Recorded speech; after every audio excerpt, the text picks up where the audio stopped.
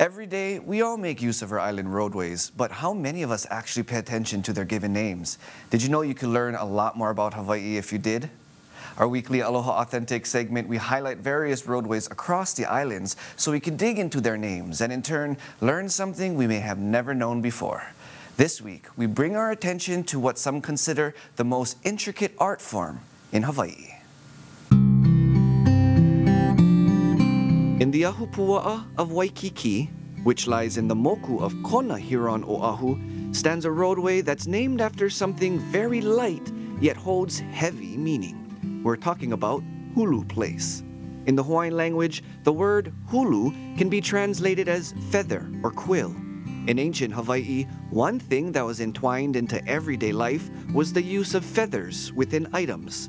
From ahupuaʻa, capes, to mahiole, helmets, to kahili, standards, to lei hulu, feather lei. These items were all reserved only for royalty.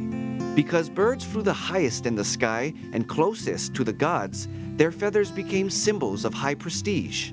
Expert bird catchers, known as kiamanu, would catch birds using a sappy substance, pluck only a few feathers, and then let them go to reproduce.